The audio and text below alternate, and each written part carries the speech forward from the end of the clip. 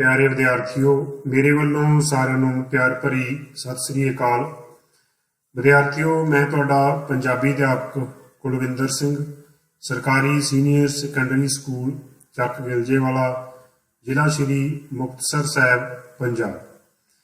ਵਿਦਿਆਰਥੀਓ, ਅੱਜ ਆਪਾਂ ਤੁਹਾਡੀ 9ਵੀਂ ਕਲਾਸ ਦੀ ਸਾਹਿਤਮਾਲਾ ਪੁਸਤਕ ਵਿੱਚੋਂ ਕਵਿਤਾ ਭਾਗ ਪੜ੍ਹਨ ਜਾ ਰਹੇ ਹਾਂ।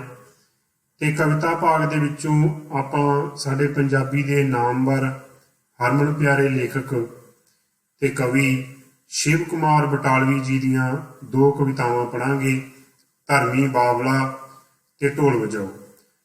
ਉਮੀਦ ਹੈ ਕਿ ਤੁਸੀਂ ਇਹਨਾਂ ਕਵਿਤਾਵਾਂ ਨੂੰ ਆਪਣੀ ਕਿਤਾਬ ਦੇ ਵਿੱਚ ਜ਼ਰੂਰ ਦੇਖਿਆ ਹੋਵੇਗਾ ਤੇ ਕੁਝ ਬੱਚਿਆਂ ਨੇ ਪੜ੍ਹਿਆ ਵੀ ਹੋਵੇਗਾ। ਸ਼ਿਵ ਕੁਮਾਰ ਦਾ ਨਾਮ ਪੰਜਾਬੀ ਸਾਹਿਤ ਦੇ ਵਿੱਚ ਪਿਆਰੇ ਵਿਦਿਆਰਥੀਓ ਬਹੁਤ ਆਦਰ ਸਤਿਕਾਰ ਨਾਲ ਲਿਆ ਜਾਂਦਾ ਹੈ। ਆਓ ਆਪਾਂ ਆਪਣੇ ਵਿਸ਼ੇ ਵੱਲ ਵਧਣ ਤੋਂ ਪਹਿਲਾਂ ਥੋੜੀ ਜਿਹੀ ਝਲਕ ਉਹਨਾਂ ਦੇ ਜੀਵਨ ਤੇ ਪਾਉਂਦੇ ਹਾਂ।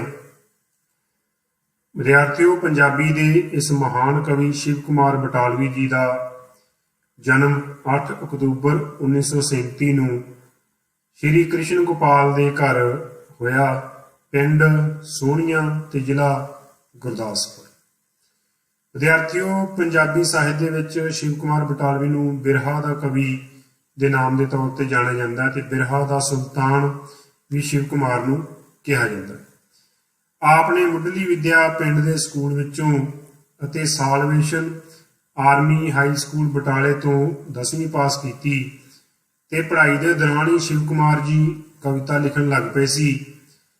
ਆਪ ਕੁਝ ਸਮਾਂ ਪਟਵਾਰੀ ਲੱਗੇ ਰਹੇ ਤੇ ਫਿਰ state bank of India Chandigarh ਵਿਖੇ ਉਹ ਲੱਗ ਗਏ, ਪਰੰਤੂ ਆਪ ਦਾ ਰੁਝਾਨ ਕਵਿਤਾ ਲਿਖਣ ਵੱਲ ਹੀ ਰਿਹਾ। ਸ਼ਿਵ ਕੁਮਾਰ ਬਟਾਲਵੀ ਦੀ ਕਵਿਤਾ ਦਰਦ, ਵਿਛੋੜੇ, ਗਮ ਤੇ ਪੀੜ ਨਾਲ ਭਿੱਜੀ ਹੋਈ ਹੈ। ਆਪ ਨੇ ਬਿਰਹਾ ਦੀ ਪੀੜ ਨੂੰ ਪੇਸ਼ ਕਰਨ ਲਈ ਉਪਮਾ ਅਲੰਕਾਰ ਲੋਕ ਸੰਸਕ੍ਰਿਤੀ ਵਿੱਚੋਂ ਲਏ ਹਨ। ਆਪ ਦਾ ਬੋਲੀ ਉੱਤੇ ਪੂਰਾ ਕਾਬੂ ਹੈ ਤੇ ਲੋਕ ਬੋਲੀ ਵਿੱਚੋਂ ਲਏ ਗਏ ਸ਼ਬਦ ਆਪ ਦੀ ਕਵਿਤਾ ਵਿੱਚ ਨਿਵੇਕਲੇ ਅਰਥ ਤੇ ਭਾਵ ਪੈਦਾ ਕਰਦੇ ਹਨ।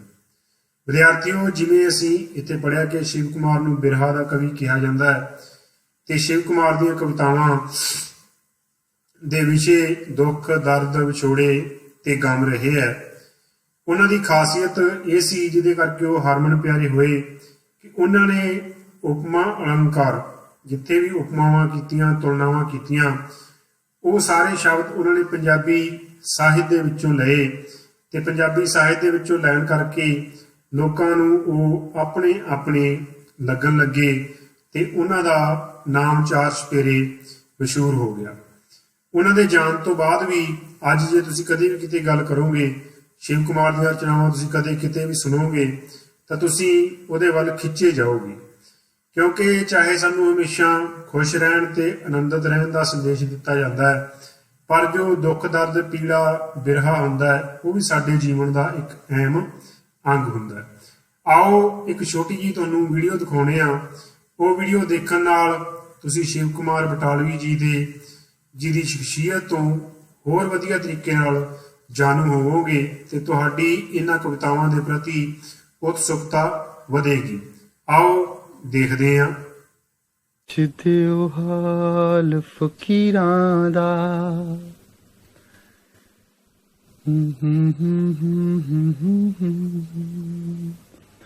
ਕੀ ਪੁੱਛਦੇ ਹੋ ਹਾਲ ਫਕੀਰਾਂ ਦਾ, ਸਾਡਾ ਨਦੀਆਂ ਵਿਛੜੇ ਨੀਰਾਂ ਦਾ,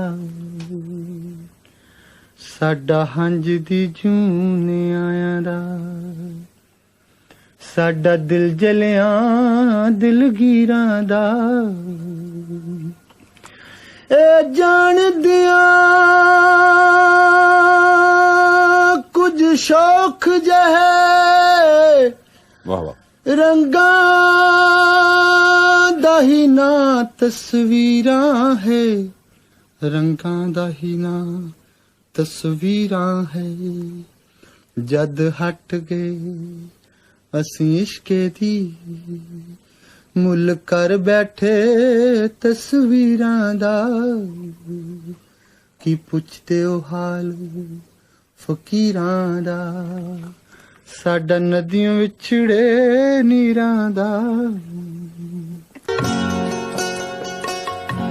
ਯਾਰੜਿਆ ਰੱਬ ਕਰਕੇ ਮੈਨੂੰ ਪੈਣ ਬਿਰਹੋਂ ਦੇ ਕੀੜੇ ਵੇ। ਯਾਰੜਿਆ ਰੱਬ ਕਰਕੇ ਮੈਨੂੰ ਪੈਣ ਬਿਰਹੋਂ ਦੇ ਕੀੜੇ ਵੇ।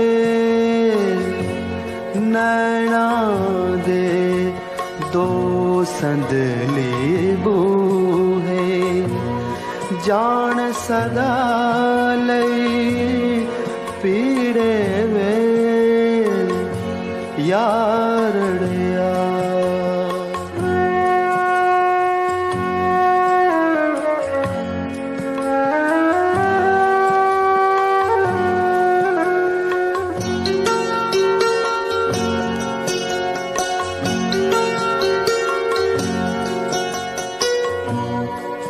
ਯਾਦਾਂ ਦਾ ਇੱਕ ਛੰਬ ਮਟੀਲਾ ਸਦਾ ਲਈ ਸੁੱਕ ਜਾਵੇ ਵੇ। ਖਿੜੀਆਂ ਰੂਪ ਮੇਰੇ ਦੀਆਂ ਕਮੀਆਂ ਆ ਕੋਈ ਟੋਰ ਲਤੀੜੇ ਵੇ। ਤਾਂ ਪਿਆਰੇ ਵਿਦਿਆਰਥੀਓ, ਉਮੀਦ ਹੈ ਤੁਸੀਂ ਇਸ ਵੀਡੀਓ ਦਾ ਜ਼ਰੂਰ ਆਨੰਦ ਮਾਣਿਆ ਹੋਵੇਗਾ ਤੇ ਸ਼ਿਵ ਕੁਮਾਰ ਦੀ ਸ਼ਖਸੀਅਤ ਤੋਂ ਤੁਸੀਂ ਕੁਝ ਹੱਦ ਤੱਕ ਹੋਰ ਜਾਣੂ ਹੋਏ ਹੋਵੋਗੇ। ਆਓ ਹੁਣ ਆਪਾਂ ਉਹਨਾਂ ਦੀਆਂ ਕਵਿਤਾਵਾਂ ਪੜ੍ਹਦੇ ਹਾਂ। ਪਹਿਲੀ ਕਵਿਤਾ ਸਾਡੇ ਕੋਲ ਜਿਹੜੀ ਹੈ ਉਹ ਹੈ ਧਰਮੀ ਬਾਬਲਾ। ਪਹਿਲਾਂ ਆਪਾਂ ਇਸ ਦਾ ਕਵਿਤਾ ਪਾਠ ਕਰਦੇ ਹਾਂ ਤੇ ਫਿਰ ਆਪਾਂ ਇਸ ਦੇ ਸਰਲ ਅਰਥ ਕਰਾਂਗੇ, ਕਿਉਂਕਿ ਪ੍ਰੀਖਿਆ ਦੀ ਦ੍ਰਿਸ਼ਟੀ ਤੋਂ ਇਹ ਬੜਾ ਮਹੱਤਵਪੂਰਨ ਹੁੰਦਾ ਹੈ ਕਿ ਤੁਸੀਂ ਕਵਿਤਾ ਦੇ ਸਰਲ ਅਰਥ ਕਰਨ ਦੇ ਯੋਗ ਹੋਵੋ। ਵਿਦਿਆਰਥੀਓ, ਸ਼ਿਵ ਕੁਮਾਰ ਜੀ ਲਿਖਦੇ ਹਨ, ਜਦ ਪੈਣ ਕਪਾਹੀ ਫੁੱਲ ਵੇ ਧਰਮੀ ਬਾਬਲਾ, ਸਾਨੂੰ ਔਰਤ ਲੈ ਦੀ ਮੁੱਲ ਵੇ ਧਰਮੀ ਬਾਬਲਾ। ਜਦ ਪੈਣ ਕਪਾਹੀ ਫੁੱਲ ਵੇ ਧਰਮੀ ਬਾਬਲਾ, ਸਾਨੂੰ ਔਰਤ ਲੈ ਦੀ ਮੁੱਲ ਵੇ ਧਰਮੀ ਬਾਬਲਾ। ਇਸ ਰੁੱਤੇ ਮੇਰਾ ਗੀਤ ਗਵਾਚਾ, ਇਸ ਰੁੱਤੇ ਮੇਰਾ ਗੀਤ ਗਵਾਚਾ, ਜਿਹਦੇ ਗਲ ਬਿਰਹੋਂ ਦੀ ਗਾਨੀ। ਇਸ ਰੁੱਤੇ ਮੇਰਾ ਗੀਤ ਗਵਾਚਾ, ਜਿਹਦੇ ਗਲ ਬਿਰਹੋਂ ਦੀ ਗਾਨੀ। ਮੁਖ ਤੇ ਕਿੱਲ ਗਵਾਂ ਦੇ ਤੇ ਨੈਣੀ ਉਜੜੇ ਖੂਹ ਦਾ ਪਾਣੀ। ਗੀਤ ਕੇ ਜਿਸਨੂੰ ਹੋਠ ਛੁਹਾਇਆ, ਗੀਤ ਕੇ ਜਿਸਨੂੰ ਹੋਠ ਛੁਹਾਇਆ, ਜਾਏ ਕਥੂਰੀ ਹੁੱਲ ਵੇ ਧਰਮੀ ਬਾਬਲਾ, ਸਾਨੂੰ ਉਹ ਗੀਤ ਲੈ ਦੀ ਮੁੱਲ ਵੇ ਧਰਮੀ ਬਾਬਲਾ। ਇੱਕ ਦਿਨ ਮੈਂ ਤੇ ਗੀਤ ਮੇਰੇ, ਇੱਕ ਦਿਨ ਮੈਂ ਤੇ ਗੀਤ ਮੇਰੇ, ਇਸ ਟੂਣੇ ਹਾਰੀ ਰੁੱਤੇ। ਦਿਲਾਂ ਦੀ ਧਰਤੀ ਵਾਹੀ ਗੋਡੀ, ਬੀਜੇ ਸੁਪਨੇ ਸੁੱਚੇ। ਲੱਖ ਨੈਣਾ ਦੇ ਪਾਣੀ ਸਿੰਝੇ, ਲੱਖ ਨੈਣਾ ਦੇ ਪਾਣੀ ਸਿੰਝੇ, ਪਰ ਨਾ ਲੱਗੇ ਫੁੱਲ ਵੇ ਧਰਮੀ ਬਾਬਲਾ, ਸਾਨੂੰ ਇੱਕ ਫੁੱਲ ਲੈ ਦੇ ਮੁੱਲ ਵੇ ਧਰਮੀ ਬਾਬਲਾ। ਕਿਹੜੇ ਕੰਮ ਇਹ ਮਿਲਖ ਜੰਗੀਰਾਂ, ਕਿਹੜੇ ਕੰਮ ਇਹ ਮਿਲਖ ਜੰਗੀਰਾਂ, ਜੇ ਧੀਆਂ ਕੁਮਲਾਈਆਂ। ਕਿਹੜੇ ਕੰਮ ਤੇਰੇ ਮਾਨ ਸਰੋਵਰ, ਹੰਸਣੀਆਂ ਤਿਰਹਾਈਆਂ। ਕਿਹੜੇ ਕੰਮ ਖਿਲਾਰੀ ਤੇਰੀ, ਚੋਗ ਮੋਤੀਆਂ ਤੁੱਲ ਵੇ ਧਰਮੀ ਬਾਬਲਾ, ਜੇ ਰੁੱਤ ਨਾ ਲੈ ਦੇ ਮੁੱਲ, ਜੇ ਰੁੱਤ ਨਾ ਲੈ ਦੇ ਮੁੱਲ ਵੇ ਧਰਮੀ ਬਾਬਲਾ, ਜਦ ਪੈਣ ਕਪਾਹੀ ਫੁੱਲ ਵੇ ਧਰਮੀ ਬਾਬਲਾ। ਉਮੀਦ ਹੈ ਪਿਆਰੇ ਵਿਦਿਆਰਥੀਓ ਤੁਸੀਂ ਇਸ ਦਾ ਕਵਿਤਾ ਪਾਠ ਜ਼ਰੂਰ ਮਾਣਿਆ ਹੋਵੇਗਾ। ਅਸਲ ਦੇ ਵਿੱਚ ਪਿਆਰੇ ਵਿਦਿਆਰਥੀਓ ਇਹ ਰਚਨਾ ਇੱਕ ਨੌਜਵਾਨ ਕੁੜੀ ਦੀਆਂ ਇੱਛਾਵਾਂ ਨੂੰ ਪ੍ਰਗਟ ਕਰਦੀ ਹੈ ਜੋ ਕਿ ਆਪਣੇ ਮਨਪਸੰਦ ਵਰਗ ਦੇ ਨਾਲ ਵਿਆਹ ਕਰਵਾਉਣਾ ਚਾਹੁੰਦੀ ਹੈ, ਉਸ ਦੇ ਨਾਲ ਜੀਵਨ ਗੁਜ਼ਾਰਨਾ ਚਾਹੁੰਦੀ ਹੈ। ਉਹ ਆਪਣੇ ਬਾਬਲ ਨੂੰ ਇੱਕ ਅਰਜ਼ੋਈ ਕਰਦੀ ਹੈ। ਇੱਕ ਬੇਨਤੀ ਕਰਦੀ ਹੈ ਜਿਸ ਨੂੰ ਸ਼ਿਵ ਕੁਮਾਰ ਨੇ ਆਪਣੀ ਇਸ ਰਚਨਾ ਦੇ ਵਿੱਚ ਪਰੋਇਆ। ਆਓ ਹੁਣ ਆਪਾਂ ਇਸ ਰਚਨਾ ਨੂੰ ਥੋੜਾ ਥੋੜਾ ਕਰਕੇ ਪੜ੍ਹਦੇ ਹਾਂ ਤਾਂ ਕਿ ਤੁਸੀਂ ਇਸ ਦੇ ਅਰਥ ਸਮਝ ਸਕੋ। ਧੀ ਆਪਣੇ ਬਾਬਲ ਨੂੰ ਕਹਿੰਦੀ ਹੈ, ਜਦ ਪੈਣ ਕਪਾਹੀ ਫੁੱਲ ਵੇ ਧਰਮੀ ਬਾਬਲਾ, ਸਾਨੂੰ ਉਹ ਰੁੱਤ ਲੈ ਦੀ ਮੁੱਲ ਵੇ ਧਰਮੀ ਬਾਬਲਾ। ਆਪਣੇ ਬਾਬਲ ਨੂੰ, ਆਪਣੇ ਪਿਤਾ ਨੂੰ ਰਜੋਈਆਂ ਕਰਦੀ ਹੋਈ ਧੀ ਕਹਿੰਦੀ ਹੈ ਕਿ ਜਦੋਂ ਕਪਾਹਾਂ ਨੂੰ ਫੁੱਲ ਪੈਣ, ਭਾਵ ਪ੍ਰੇਮ ਪਿਆਰ ਕਰਨ ਦੀ ਰੁੱਤ ਆਵੇ, ਤਾਂ ਉਹ ਰੁੱਤ ਤੂੰ ਸਾਨੂੰ ਮੁੱਲ ਲੈ ਦੀ ਤਾਂ ਕਿ ਅਸੀਂ ਪ੍ਰੇਮ ਨੂੰ ਮਾਣ ਸਕੀਏ। ਇਸ ਰੁੱਤ ਦੇ ਵਿੱਚ ਕੀ ਹੋਇਆ ਸੀ? ਇਸ ਰੁੱਤੇ ਮੇਰਾ ਗੀਤ ਗਵਾਚਾ, ਇਸ ਰੁੱਤੇ ਮੇਰਾ ਗੀਤ ਗਵਾਚਾ, ਜਿਹਦੇ ਗਲ ਬਿਰਹੋਂ ਦੀ ਗਾਨੀ। ਉਹ ਰੁੱਤ ਧੀ ਕਿਉਂ ਲੈਣਾ ਚਾਹੁੰਦੀ ਹੈ? ਕਿਉਂਕਿ ਉਸ ਰੁੱਤ ਦੇ ਵਿੱਚ ਉਹਦਾ ਉਹ ਗੀਤ ਗਵਾਚ ਗਿਆ ਜਿਸ ਗੀਤ ਦੀ ਨਿਸ਼ਾਨੀ ਹੈ। ਕੀ ਨਿਸ਼ਾਨੀ ਹੈ ਗੀਤ ਦੀ? ਜਿਹਦੇ ਗਲ ਬਿਰਹੋਂ ਦੀ ਗਾਨੀ, ਜਿਹਦੇ ਗਲ ਦੇ ਵਿੱਚ ਬਿਰਹਾ ਦੀ, ਦੁੱਖਾਂ ਦੀ ਗਾਨੀ ਪਾਈ ਹੋਈ ਹੈ। ਮੁੱਖ ਤੇ ਕਿੱਲ ਗਮਾਂ ਦੇ, ਮੁੱਖ ਤੇ ਕਿੱਲ ਗਮਾਂ ਦੇ, ਤੇ ਨੈਣੀ ਉਜੜੇ ਖੂਹ ਦਾ ਪਾਣੀ। ਹੁਣ ਨਿਸ਼ਾਨੀਆਂ ਕੀ ਹੈ ਉਸ ਗਵਾਚੇ ਹੋਏ ਗੀਤ ਦੀਆਂ? ਕਿ ਉਹਦੇ ਗਲ ਦੇ ਵਿੱਚ ਬਿਰਹੋਂ ਦੀ, ਦੁੱਖਾਂ ਦੀ ਗਾਨੀ ਹੈ ਤੇ ਉਹਦੇ ਮੁੱਖ ਤੇ ਗਮਾਂ ਦੇ ਕਿੱਲ ਹੈ। ਇਹ ਸਾਰੇ ਜਵਾਨੀ ਦੇ ਸੰਕੇਤ ਪਿਆਰੇ ਵਿਦਿਆਰਥੀ ਹੁੰਦੇ ਆ ਕਿ ਜਦੋਂ ਸਾਡੇ ਤੇ ਜਵਾਨੀ ਚੜ੍ਹਦੀ ਹੈ ਤਾਂ ਆਮ ਕਰਕੇ ਚਿਹਰੇ ਤੇ ਕਿੱਲ ਮੁਹਾਸੇ ਜਿਹੜੇ ਹੈ ਉਹ ਫੁੱਟਣੇ ਸ਼ੁਰੂ ਹੋ ਜਾਂਦੇ ਹੈ। ਮੁੱਖ ਤੇ ਕਿੱਲ ਗਮਾਂ ਦੇ, ਤੇ ਨੈਣੀ ਉਜੜੇ ਖੂਹ ਦਾ ਪਾਣੀ। ਤੇ ਉਹਦੇ ਨੈਣਾ ਦੇ ਵਿੱਚ ਕੀ ਹੈ? ਉਜੜੇ ਹੋਏ ਖੂਹ ਦਾ ਪਾਣੀ। ਉਜੜੇ ਖੂਹ ਦਾ ਪਾਣੀ ਭਾਵ ਜਿਸ ਨੂੰ ਕੋਈ ਵੀ ਵਰਤਦਾ ਨਹੀਂ ਹੈ। ਗੀਤ ਕੇ ਜਿਸ ਨੂੰ ਹੋੜ ਸੁਹਾਇਆ। ਹੋਰ ਕੀ ਨਿਸ਼ਾਨੀਆਂ ਉਸ ਗੀਤ ਦੀਆਂ? ਗੀਤ ਕੇ ਜਿਸ ਨੂੰ ਹੋੜ ਸੁਹਾਇਆ, ਜਾਏ ਕਥੂਰੀ ਹੁੱਲ ਵੇ ਧਰਮੀ ਬਾਬਲਾ। ਗੀਤ ਐਸਾ ਹੈ ਕਿ ਜਿਸ ਨੂੰ ਆਪਦੇ ਅਸੀਂ ਹੋੜ ਛੁਹਾਈਏ, ਮਤਲਬ ਜੇ ਅਸੀਂ ਉਸ ਨੂੰ ਗੁਣਗੁਣਾਈਏ ਤੇ ਗਾਈਏ, ਜਾਏ ਕਥੂਰੀ ਹੁੱਲ। ਕਥੂਰੀ ਭਾਵ ਕਸਤੂਰੀ ਤੋਂ ਇੱਥੇ ਲਿਆ ਗਿਆ ਹੈ, ਤਾਂ ਉਹਦੇ ਵਿੱਚੋਂ ਕਸਤੂਰੀ ਦੀ ਜਿਹੜੀ ਖੁਸ਼ਬੂ ਹੈ ਉਹ ਚਾਰ ਚੁਫੇਰੇ ਫੈਲ ਜਾਂਦੀ ਹੈ। ਇਹ ਨਿਸ਼ਾਨੀਆਂ ਮੇਰੇ ਗੀਤ ਦੀਆਂ। ਵੇ ਧਰਮੀ ਬਾਬਲਾ, ਸਾਨੂੰ ਉਹ ਗੀਤ ਲੈ ਦੀ ਮੁੱਲ ਵੇ ਧਰਮੀ ਬਾਬਲਾ। ਤੂੰ ਸਾਡੇ ਤੇ ਇੱਕ ਅਹਿਸਾਨ ਕਰ ਦੇ ਤੇ ਸਾਨੂੰ ਉਹ ਗੀਤ ਮੁੱਲ ਲੈ ਦੇ, ਜੇ ਤੂੰ ਮੇਰਾ ਧਰਮੀ ਬਾਬਲਾ ਹੈ। ਇੱਕ ਦਿਨ ਮੈਂ ਤੇ ਗੀਤ ਮੇਰੇ, ਇੱਕ ਦਿਨ ਮੈਂ ਤੇ ਗੀਤ ਮੇਰੇ, ਇਸ ਟੂਣੇ ਹਾਰੀ ਰੁੱਤੇ, ਦਿਲਾਂ ਦੀ ਧਰਤੀ ਵਾਹੀ ਗੋਡੀ, ਬੀਜੇ ਸੁਪਨੇ ਸੁੱਚੇ। ਮੈਂ ਤੇ ਮੇਰੇ ਗੀਤਾਂ ਨੇ ਕੀ ਕੀਤਾ? ਇੱਕ ਦਿਨ ਮੈਂ ਤੇ ਮੇਰੇ ਗੀਤ ਇਸ ਟੂਣੇ ਹਾਰੀ ਰੁੱਤੇ, ਇਸ ਪ੍ਰੇਮ ਪਿਆਰ ਦੀ ਰੁੱਤੇ, ਇੱਕ ਦੂਜੇ ਵੱਲ ਖਿੱਚਾਂ ਪੈਦਾ ਕਰਨ ਵਾਲੀ ਇਸ ਰੁੱਤ ਦੇ ਵਿੱਚ ਅਸੀਂ ਦਿਲਾਂ ਦੀ ਧਰਤੀ ਨੂੰ ਵਾਹਿਆ। ਜਿਵੇਂ ਕਿਸਾਨ ਖੇਤਾਂ ਨੂੰ ਵਾਹੁੰਦੇ ਹੈ, ਪਾਣੀ ਲਾਉਂਦੇ ਹੈ, ਵਾਹੁੰਦੇ ਹੈ ਤੇ ਉਸ ਦੇ ਵਿੱਚ ਉਹ ਫਸਲਾਂ ਫਿਰ ਬੀਜਦੇ ਹੈ, ਉਸੇ ਤਰ੍ਹਾਂ ਅਸਾਂ ਵੀ ਦਿਲਾਂ ਦੀ ਧਰਤੀ ਵਾਹੀ ਗੋਡੀ ਤੇ ਅਸੀਂ ਉਹਦੇ ਵਿੱਚ ਕੀ ਬੀਜਿਆ? ਬੀਜੇ ਸੁਪਨੇ ਸੁੱਚੇ। ਅਸੀਂ ਉਹਦੇ ਵਿੱਚ ਆਪਣੇ ਸੱਚੇ ਸੁੱਚੇ ਸੁਪਨੇ ਬੀਜੇ। ਲੱਖ ਨੈਣਾ ਦੇ ਪਾਣੀ ਸਿੰਜੇ। ਸੁਪਨੇ ਬੀਜਣ ਤੋਂ ਬਾਅਦ ਕੀ ਕੀਤਾ? ਲੱਖ ਨੈਣਾ ਦੇ ਪਾਣੀ ਸਿੰਜੇ, ਪਰ ਨਾ ਲੱਗੇ ਫੁੱਲ ਵੇ ਧਰਮੀ ਬਾਬਲਾ, ਸਾਨੂੰ ਇੱਕ ਰੁੱਤ ਲੈ ਦੀ ਮੁੱਲ ਵੇ ਧਰਮੀ ਬਾਬਲਾ। ਕਿ ਅਸੀਂ ਉਹਨਾਂ ਫੁੱਲਾਂ ਨੂੰ, ਨੈਣਾ ਦਾ ਪਾਣੀ ਲਾਇਆ, ਨੈਣਾ ਦੇ ਪਾਣੀਆਂ ਨਾਲ ਉਹਨਾਂ ਨੂੰ ਸਿੰਜਿਆ, ਪਰ ਕੋਈ ਵੀ ਫੁੱਲ ਉਹਨਾਂ ਬੂਟਿਆਂ ਤੇ ਨਾ ਲੱਗ ਸਕਿਆ। ਵੇ ਧਰਮੀ ਬਾਬਲਾ, ਸਾਨੂੰ ਇੱਕ ਫੁੱਲ ਲੈ ਦੀ ਮੁੱਲ ਵੇ ਧਰਮੀ ਬਾਬਲਾ।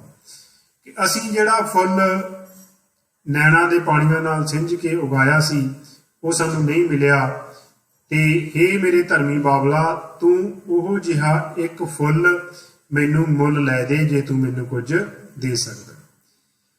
ਕਿਹੜੇ ਕੰਮ ਇਹ ਮਿਲਖ ਜਗੀਰਾਂ, ਕਿਹੜੇ ਕੰਮ ਇਹ ਮਿਲਖ ਜਗੀਰਾਂ, ਜੇ ਧੀਆਂ ਕੁਮਲਾਈਆਂ, ਕਿਹੜੇ ਕੰਮ ਤੇਰੇ ਮਾਨ ਸਰੋਵਰ, ਹੰਸਣੀਆਂ ਤਿਰਹਾਈਆਂ।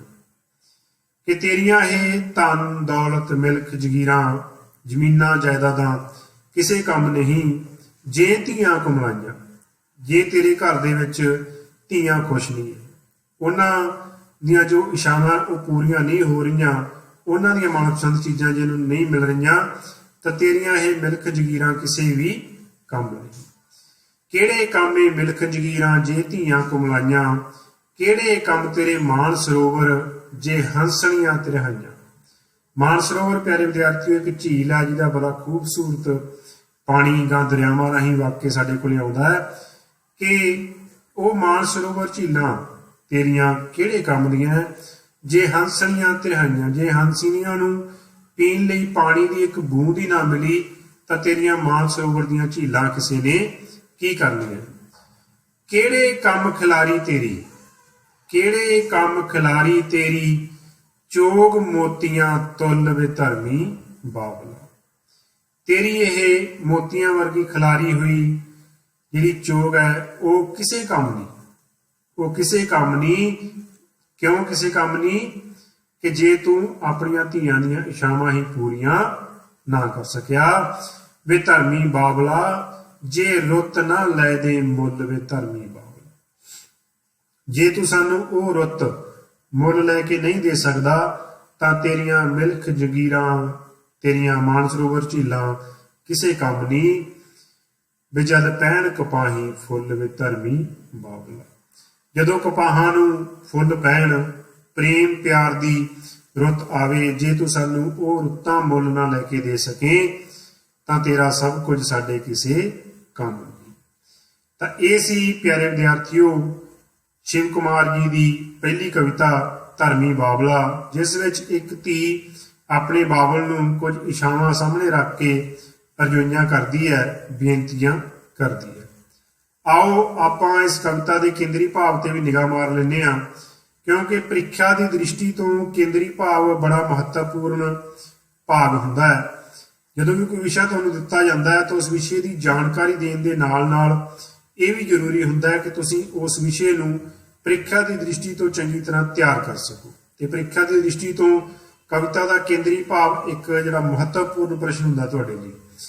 ਵਿਦਿਆਰਥੀਓ ਇਸ ਕਵਿਤਾ ਦਾ ਕੇਂਦਰੀ ਭਾਵ ਕੀ ਹੈ, ਆਓ ਦੇਖਦੇ ਹਾਂ। ਧੀ ਦੀ ਇੱਛਾ ਹੈ ਕਿ ਉਸ ਦਾ ਬਾਬਲ ਉਸ ਨੂੰ ਆਪਣਾ ਮਨਪਸੰਦ ਜੀਵਨ ਸਾਥੀ ਚੁਣਨ ਦੀ ਖੁੱਲ੍ਹ ਦੇਵੇ, ਨਹੀਂ ਤਾਂ ਬਾਪ ਦੇ ਘਰ ਦੀ ਅਮੀਰੀ ਤੇ ਖੁਸ਼ਹਾਲੀ ਉਸ ਦੇ ਕਿਸੇ ਕੰਮ ਨਹੀਂ। ਇਹੀ ਇਸ ਕਵਿਤਾ ਦਾ ਕੇਂਦਰੀ ਭਾਵ ਸੀ ਪਿਆਰੇ ਵਿਦਿਆਰਥੀਓ, ਕਿ ਇੱਕ ਜੋ ਧੀ ਹੈ ਆਪਣੇ ਬਾਬਲ ਨੂੰ ਅਰਜ਼ੋਈ ਕਰਦੀ ਹੈ ਕਿ ਤੂੰ ਮੈਨੂੰ ਆਪਣਾ ਮਨਪਸੰਦ ਵਰ ਚੁਣਨ ਦੀ ਖੁੱਲ੍ਹ ਦੇ, ਜਦੋਂ ਉਹ ਪਿਆਰ ਪ੍ਰੇਮ ਦੀ ਰੁੱਤ ਆਵੇ ਉਦੋਂ ਤੂੰ ਮੈਨੂੰ ਆਜ਼ਾਦੀਆਂ ਦੇ। ਇਹੀ ਇਸ ਕਵਿਤਾ ਦਾ ਮੁੱਖ ਵਿਚਾਰ ਹੈ। ਆਓ ਹੁਣ ਆਪਾਂ ਅਗਲੀ ਕਵਿਤਾ ਪੜ੍ਹਦੇ ਹਾਂ, ਸ਼ਿਵ ਕੁਮਾਰ ਜੀ ਦੀ, ਦੇਖਦੇ ਹਾਂ ਅਗਲੀ ਕਵਿਤਾ ਦੇ ਵਿੱਚ ਉਹ ਕੀ ਕਹਿੰਦੇ ਹੈ। ਵਿਦਿਆਰਥੀਓ ਜਿਹੜੀ ਅਗਲੀ ਕਵਿਤਾ ਉਹਨਾਂ ਦੀ ਉਹ ਹੈ ਢੋਲ ਵਜਾਓ। ਜਦੋਂ ਅਸੀਂ ਆਜ਼ਾਦ ਹੋਏ, ਆਜ਼ਾਦ ਹੋਣ ਤੋਂ ਬਾਅਦ 1960-62 ਤੋਂ ਬਾਅਦ ਸਾਡੇ ਭਾਰਤ ਦੇ ਵਿੱਚ ਇੱਕ ਆਜ਼ਾਦੀ ਵਿਸਫੋਟ ਹੋਇਆ, ਆਬਾਦੀ ਵਿਸਫੋਟ ਹੋਇਆ, ਜਿਹਦੇ ਨਾਲ ਜਿਹੜੀ ਆਬਾਦੀ ਹੈ ਉਹ ਬਹੁਤ ਜ਼ਿਆਦਾ ਵਧਣੀ ਸ਼ੁਰੂ ਹੋਈ। ਤਾਂ ਸਮੇਂ-ਸਮੇਂ ਦੇ ਸਾਹਿਤਕਾਰਾਂ ਨੇ ਆਪਣੀ ਆਵਾਜ਼ ਉਠਾਈ, ਲੋਕਾਂ ਨੂੰ ਸਮਝਾਉਣ ਦੀ ਕੋਸ਼ਿਸ਼ ਕੀਤੀ ਕਿ ਜਿਹੜੀ ਆਬਾਦੀ ਹੈ ਇਸ ਨੂੰ ਅਸੀਂ ਆਪਦੇ ਕੰਟਰੋਲ ਹੇਠ ਰੱਖੀਏ, ਕਿਉਂਕਿ ਜਿੰਨੀ ਆਬਾਦੀ ਵਧੂਗੀ ਉਹਨਾਂ ਸਾਨੂੰ ਰਿਹਾਇਸ਼ ਲਈ ਮਕਾਨ ਚਾਹੀਦੇ ਹੈ, ਉਦੋਂ ਬਾਅਦ ਸਾਨੂੰ ਅਨਾਜ ਚਾਹੀਦਾ ਹੈ, ਤੇ ਜੇ ਅਜਿਹੇ ਚੱਲਦਾ ਗਿਆ ਤਾਂ ਜ਼ਰੂਰਤਾਂ ਪੂਰੀਆਂ ਨਹੀਂ ਹੋਣੀਆਂ ਤੇ ਜਿਹੜੀ ਭੁੱਖਮਰੀ ਹੈ ਉਹਦੇ ਨਾਲ ਜਿਹੜੀ ਦੁਨੀਆ ਉਹ ਖਤਮ ਹੋ ਸਕਦੀ ਹੈ। ਤੇ ਇੱਕ ਚੰਗੇ ਸਾਹਿਤਕਾਰ ਤੇ ਚੰਗੇ ਲੇਖਕ ਦੀ ਇਹ ਜ਼ਿੰਮੇਵਾਰੀ ਵੀ ਹੁੰਦੀ ਹੈ ਕਿ ਜੋ ਉਸ ਦੀਆਂ ਸਮਕਾਲੀ ਸਮੱਸਿਆਵਾਂ ਹੁੰਦੀਆਂ ਉਹਨਾਂ ਸਮੱਸਿਆਵਾਂ ਬਾਰੇ ਉਹ ਜ਼ਰੂਰ ਗੱਲ ਕਰੇ ਤੇ ਲੋਕਾਂ ਨੂੰ ਉਹ ਸੰਦੇਸ਼ ਦੇਵੇ। ਆਓ ਦੇਖਦੇ ਹਾਂ ਸਾਡੇ ਕਵੀ ਸ਼ਿਵ ਕੁਮਾਰ ਜੀ ਕੀ ਲਿਖਦੇ ਹੈ। ਉਹ ਕਹਿੰਦੇ ਹੈ, ਢੋਲ ਵਜਾਓ ਕਰੋ ਮਨਾਦੀ ਬਰਬਾਦੀ ਪਈ ਕਰੇ ਆਬਾਦੀ। ਕਹਿੰਦੇ ਆ ਕਿ ਢੋਲ ਵਜਾਓ, ਢੋਲ ਵਜਾ ਕੇ ਮੁਨਾਦੀ ਕਰੋ, ਲੋਕਾਂ ਨੂੰ ਸੂਚਨਾ ਦਿਓ ਕਿ ਜਿਹੜੀ ਆਬਾਦੀ ਹੈ, ਢੋਲ ਵਜਾਓ ਕਰੋ ਮੁਨਾਦੀ ਬਰਬਾਦੀ ਪਈ ਕਰੇ ਆਬਾਦੀ। ਜਿਹੜੀ ਆਬਾਦੀ ਹੈ ਉਹ ਬਰਬਾਦੀ ਕਰ ਰਹੀ ਹੈ। ਬਰਬਾਦੀ ਕਿਵੇਂ ਕਰ ਰਹੀ ਹੈ ਕਿ ਆਬਾਦੀ ਵਧਣ ਦੇ ਨਾਲ ਜਿਹੜੀਆਂ ਜ਼ਰੂਰੀ ਚੀਜ਼ਾਂ, ਰੋਟੀ ਕੱਪੜਾ ਮਕਾਨ ਹੈ, ਉਹਦੀ ਕਮੀ ਹੁੰਦੀ ਜਾ ਰਹੀ ਹੈ। ਰੱਕੜ ਬੀਜੇ ਬੰਜਰ ਵਾਇਆ, ਮੋੜ ਮੋੜ ਕੇ ਡੈਮ ਬਣਾਇਆ, ਦੂਣਾ ਚੌਣਾ ਅੰਨ ਉਗਾਇਆ, ਫਿਰ ਵੀ ਉਹ ਪੂਰਾ ਨਾ ਆਇਆ। ਢੋਲ ਵਜਾਓ ਕਰੋ ਮੁਨਾਦੀ, ਬਰਬਾਦੀ ਪਈ ਕਰੇ ਆਬਾਦੀ। ਪਰਬਤ ਚੀਰ ਬਣਾਈਆਂ ਨਹਿਰਾਂ, ਬਿਜਲੀ ਕੱਢੀ ਰਿੜਕੀਆਂ ਲਹਿਰਾਂ, ਫਰਕ ਮਟਾਇਆ ਪਿੰਡਾਂ ਸ਼ਹਿਰਾਂ, ਪਰਨਾ ਹੋਈਆਂ ਲਹਿਰਾਂ ਬਹਿਰਾਂ। ਢੋਲ ਵਜਾਓ ਕਰੋ ਮੁਨਾਦੀ, ਬਰਬਾਦੀ ਪਈ ਕਰੇ ਆਬਾਦੀ। ਸੁਣਿਓ ਸੁਣਿਓ ਲੋਕੋ ਲੋਕੋ, ਸੁਣਿਓ ਸੁਣਿਓ ਲੋਕੋ ਲੋਕੋ, ਕੁਝ ਤਾਂ ਸਮਝੋ ਕੁਝ ਤਾਂ ਸੋਚੋ।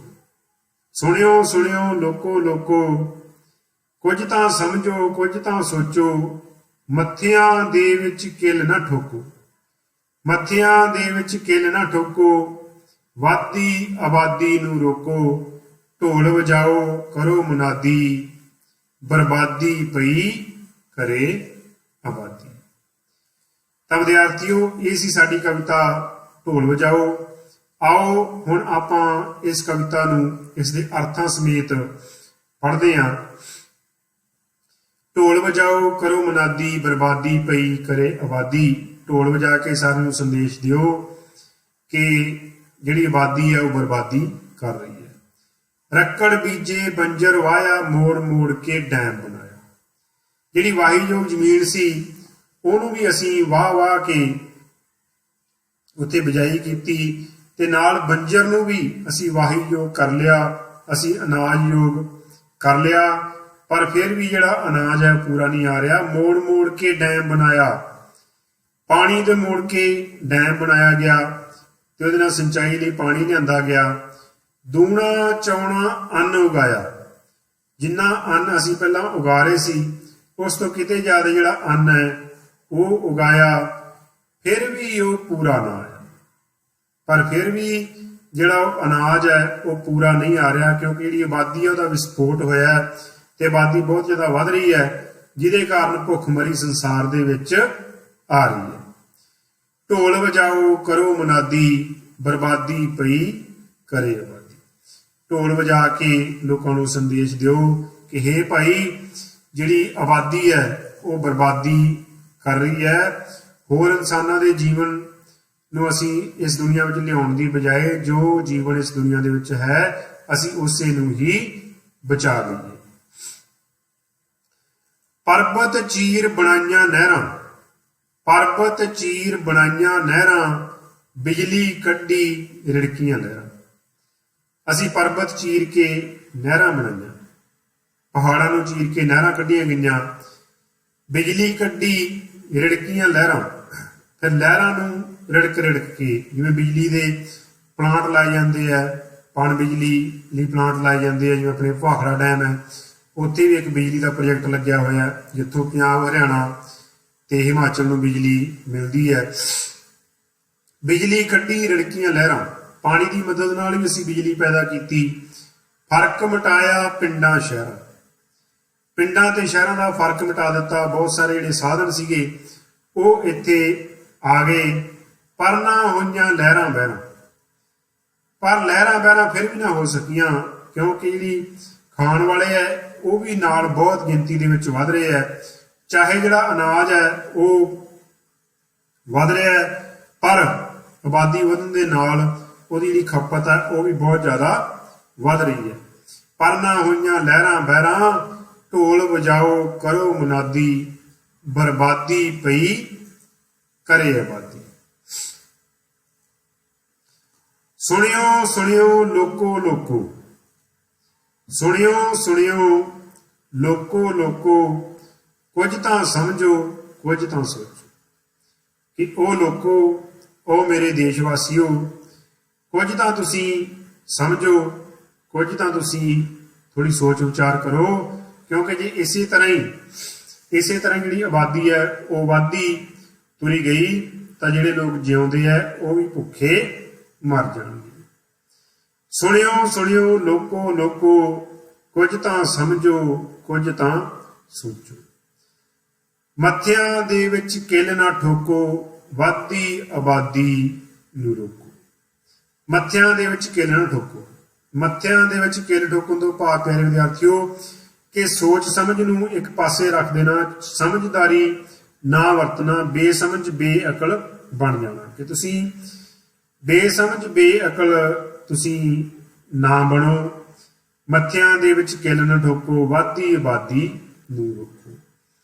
ਇਸ ਵਧਦੀ ਹੋਈ ਆਬਾਦੀ ਨੂੰ ਰੋਕੋ। ਆਓ ਸਾਰੇ ਮਿਲ ਕੇ ਆਪਾਂ ਇੱਕ ਉਪਰਾਲਾ ਕਰੀਏ ਜਿਹਦੇ ਨਾਲ ਇਹ ਵਧਦੀ ਹੋਈ ਆਬਾਦੀ ਰੁਕ ਜਾਵੇ ਤੇ ਅਸੀਂ ਸਾਰਿਆਂ ਲਈ ਜਿਹੜਾ ਅਨਾਜ ਹੈ ਉਹ ਉਪਲਬਧ ਕਰਵਾ ਸਕੀਏ। ਢੋਲ ਵਜਾਓ ਕਰੋ ਮਨਾਦੀ, ਬਰਬਾਦੀ ਪਈ ਕਰੇ ਆਬਾਦੀ। ਇਹ ਢੋਲ ਵਜਾ ਕੇ ਮਨਾਦੀ ਕਰੋ ਕਿ ਜਿਹੜੀ ਆਬਾਦੀ ਹੈ ਉਹ ਬਰਬਾਦੀ ਕਰ ਰਹੀ ਹੈ, ਉਹਦੇ ਨਾਲ ਜਿਹੜੇ ਅਸੀਂ ਵਸ ਰਹੇ ਲੋਕ ਹਾਂ ਉਹ ਵੀ ਤਬਾਹ ਹੋ ਰਹੇ ਨੇ। ਤਾਂ ਪਿਆਰੇ ਵਿਦਿਆਰਥੀਓ, ਇਹ ਸੀ ਸਾਡੀ ਦੂਸਰੀ ਕਵਿਤਾ, ਸਾਡੇ ਕਵੀ ਸ਼ਿਵ ਕੁਮਾਰ ਜੀ ਦੀ ਲਿਖੀ ਹੋਈ, ਜਿਹਦੇ 'ਚ ਉਹਨਾਂ ਨੇ ਚਿੰਤਾ ਪ੍ਰਗਟ ਕੀਤੀ ਵੱਧਦੀ ਹੋਈ ਆਬਾਦੀ ਤੇ। ਆਓ ਹੁਣ ਆਪਾਂ ਇਸ ਕਵਿਤਾ ਦੇ ਕੇਂਦਰੀ ਭਾਵ ਤੇ ਵੀ ਥੋੜੀ ਜਿਹੀ ਨਿਗਾਹ ਮਾਰ ਲੈਂਦੇ ਹਾਂ। ਸਾਡੀ ਕਵਿਤਾ ਸੀ ਢੋਲ ਵਜਾਓ। ਕੀ ਇਹਦਾ ਕੇਂਦਰੀ ਭਾਵ ਬਣਦਾ ਹੈ? ਲੋਕਾਂ ਨੂੰ ਜ਼ੋਰ-ਜ਼ੋਰ ਨਾਲ ਢੋਲ ਵਜਾ ਕੇ ਇਹ ਦੱਸਣਾ ਚਾਹੀਦਾ ਹੈ ਕਿ ਆਬਾਦੀ ਦਾ ਵਾਧਾ ਦੇਸ਼ ਦੀ ਤਰੱਕੀ ਦੇ ਰਾਹ ਵਿੱਚ ਰੁਕਾਵਟ ਹੈ, ਜਿਸ ਕਰਕੇ ਘਰ-ਘਰ ਵਿੱਚ ਖੁਸ਼ਹਾਲੀ ਨਹੀਂ ਆ ਸਕੀ। ਇਸ ਕਰਕੇ ਸਭ ਲੋਕਾਂ ਦਾ ਫਰਜ਼ ਹੈ ਕਿ ਉਹ ਆਬਾਦੀ ਦੇ ਵਾਧੇ ਨੂੰ ਰੋਕਣ। ਤਾਂ ਪਿਆਰੇ ਵਿਦਿਆਰਥੀਓ, ਜੋ ਭਾਵ ਇਸ ਕਵਿਤਾ ਦੇ ਕੇਂਦਰ ਦੇ ਵਿੱਚ ਸੀਗਾ ਉਹ ਇੱਥੇ ਪ੍ਰਗਟ ਕੀਤਾ ਗਿਆ ਹੈ। ਕੇਂਦਰੀ ਭਾਵ ਲਿਖਦੇ ਸਮੇਂ ਤੁਸੀਂ ਧਿਆਨ ਰੱਖਣਾ ਹੈ, ਕੇਂਦਰੀ ਭਾਵ ਦੇ ਵਿੱਚ ਕਿਤੇ ਵੀ ਕਵੀ ਜਾਂ ਕਵਿਤਾ ਦਾ ਨਾਮ ਨਹੀਂ ਲਿਖੀਦਾ ਤੇ ਕੇਂਦਰੀ ਭਾਵ ਜੋ ਤੁਸੀਂ ਸਮਝਿਆ ਉਹੀ ਲਿਖਣਾ ਹੁੰਦਾ ਹੈ। ਜ਼ਰੂਰੀ ਨਹੀਂ ਕਿ ਜੋ ਤੁਸੀਂ ਇੱਥੇ ਲਿਖਿਆ ਹੋਇਆ ਜਾਂ ਤੁਹਾਡੀਆਂ ਕਿਤਾਬਾਂ ਦੇ ਵਿੱਚ ਲਿਖਿਆ ਹੋਇਆ ਤੁਸੀਂ ਉਹੀ ਲਿਖਣਾ ਹੁੰਦਾ ਹੈ। ਨਹੀਂ, ਇਵੇਂ ਨਹੀਂ ਹੁੰਦਾ। ਜਿਸ ਤਰ੍ਹਾਂ ਤੁਸੀਂ ਕਵਿਤਾ ਨੂੰ ਸਮਝਿਆ ਉਸੇ ਤਰ੍ਹਾਂ ਹੀ ਤੁਸੀਂ ਕੇਂਦਰੀ ਭਾਵ ਲਿਖਣਾ ਹੁੰਦਾ। ਕਦੇ ਵੀ ਇਹਨਾਂ ਨੂੰ ਰੱਟਾ ਲਾਉਣ ਦੀ ਕੋਸ਼ਿਸ਼ ਨਾ ਕਰੋ। ਇਹਨਾਂ ਨੂੰ ਸਮਝੋ, ਸਮਝ ਕੇ ਤੁਸੀਂ ਵਧੀਆ ਪ੍ਰਸੰਗ ਸਾਹਿਤ ਦੀ ਵਿਆਖਿਆ ਕਰ ਸਕਦੇ ਹੋ ਤੇ ਕੇਂਦਰੀ ਭਾਵ ਲਿਖ ਸਕਦੇ ਹੋ। ਵਿਦਿਆਰਥੀਓ, ਤੁਹਾਡੀ ਲਾਇਬ੍ਰੇਰੀ ਦੇ ਵਿੱਚ ਸ਼ਿਵ ਕੁਮਾਰ ਜੀ ਦੀਆਂ ਕਵਿਤਾਵਾਂ ਦੀਆਂ ਕਿਤਾਬਾਂ ਜ਼ਰੂਰ ਹੋਣਗੀਆਂ। ਤੁਸੀਂ ਉਹਨਾਂ ਨੂੰ ਵੀ ਜ਼ਰੂਰ ਪੜ੍ਹਿਓ ਤਾਂ ਕਿ ਤੁਸੀਂ ਇਸ ਮਹਾਨ ਕਵੀ ਦੀ ਸ਼ਖਸੀਅਤ ਤੋਂ ਹੋਰ ਚੰਗੀ ਤਰ੍ਹਾਂ ਜਾਣੂ ਹੋ ਸਕੋ। ਇਹਨਾਂ ਦਾ ਲਿਖਿਆ ਹੋਇਆ ਮਹਾਕਾਵ ਲੂਣਾ ਹਰੇਕ ਸਕੂਲ ਦੀ ਲਾਇਬ੍ਰੇਰੀ ਦੇ ਵਿੱਚ ਉਪਲਬਧ ਹੈ ਤੇ ਤੁਸੀਂ ਉਸ ਨੂੰ ਜ਼ਰੂਰ ਪੜ੍ਹਨਾ। ਬਿਰਹਾ ਤੂੰ ਸੁਲਤਾਨ, ਆਟੇ ਦੀਆਂ ਚਿੜੀਆਂ ਤੇ ਹੋਰ ਬਹੁਤ ਸਾਰੇ ਜਿਹੜੇ ਇਹਨਾਂ ਦੀਆਂ ਜਿਹੜੀਆਂ ਕਵਿਤਾਵਾਂ ਹੈ ਉਹ ਤੁਹਾਨੂੰ ਤੁਹਾਡੀ ਸਕੂਲ ਦੀ ਲਾਇਬ੍ਰੇਰੀ ਦੇ ਵਿੱਚ ਮਿਲ ਜਾਣਗੀਆਂ। ਤਾਂ ਇਹ ਤੁਸੀਂ ਜ਼ਰੂਰ ਪੜ੍ਹਨਾ। ਇਹਦੇ ਨਾਲ ਤੁਹਾਡੇ ਗਿਆਨ ਵਿੱਚ ਵੀ ਵਾਧਾ ਹੋਵੇਗਾ ਤੇ ਤੁਸੀਂ ਸ਼ਿਵ ਕੁਮਾਰ ਜੀ ਦੀ ਸ਼ਖਸੀਅਤ ਤੋਂ ਵੀ ਚੰਗੀ ਤਰ੍ਹਾਂ ਜਾਣੂ ਹੋ ਸਕੋਗੇ। ਉਮੀਦ ਹੈ ਤੁਸੀਂ ਇਸ ਲੈਕਚਰ ਤੋਂ ਪੂਰਾ ਫਾਇਦਾ ਉਠਾਓਗੇ ਤੇ ਇਸ ਵਿਸ਼ੇ ਦੀ ਜਾਣਕਾਰੀ ਪ੍ਰਾਪਤ ਕਰਨ ਦੇ ਨਾਲ ਨਾਲ ਮੈਂ ਇਹ ਵੀ ਉਮੀਦ ਕਰਦਾ ਹਾਂ ਕਿ ਤੁਸੀਂ ਪ੍ਰੀਖਿਆ ਦੀ ਦ੍ਰਿਸ਼ਟੀ ਤੋਂ ਵੀ ਇਹਨਾਂ ਕਵਿਤਾਵਾਂ ਨੂੰ ਚੰਗੀ ਤਰ੍ਹਾਂ ਕਰਨ ਦੇ ਯੋਗ ਹੋਵੋਗੇ। ਪ੍ਰੀਖਿਆ ਦੇ ਵਿੱਚ ਇਹਨਾਂ ਕਵਿਤਾਵਾਂ ਦੇ ਵਿੱਚੋਂ ਵਿਦਿਆਰਥੀਓ ਤੁਹਾਨੂੰ ਜਿਹੜੇ ਸਵਾਲ ਪੁੱਛੇ ਜਾਂਦੇ ਆ ਉਹਨਾਂ ਵਿੱਚ ਪ੍ਰਸੰਗ ਸਾਹਿਤ ਵਿਆਖਿਆ, ਛੋਟੇ ਪ੍ਰਸ਼ਨ ਜਿਨ੍ਹਾਂ ਨੂੰ ਤੁਸੀਂ ਵਸਤੂਨਿਸ਼ਟ ਪ੍ਰਸ਼ਨ ਕਹਿ ਦਿੰਦੇ ਹੋ, ਤੇ ਕੇਂਦਰੀ ਭਾਵ ਇਹ ਪੁੱਛੇ ਜਾਂਦੇ ਆ ਤੇ ਇਹਨਾਂ ਨੂੰ ਤੁਸੀਂ ਜ਼ਰੂਰ ਤਿਆਰ ਕਰਨਾ ਹੈ। ਉਮੀਦ ਹੈ ਕਿ ਅੱਜ ਦੀ ਵਿਚਾਰ ਚਰਚਾ ਤੋਂ ਤੁਸੀਂ ਪੂਰਾ ਲਾਭ ਉਠਾਓਗੇ। ਮੇਰੇ ਵੱਲੋਂ ਸਾਰੇ ਹੀ ਵਿਦਿਆਰਥੀਆਂ ਦਾ ਬਹੁਤ ਬਹੁਤ ਧੰਨਵਾਦ।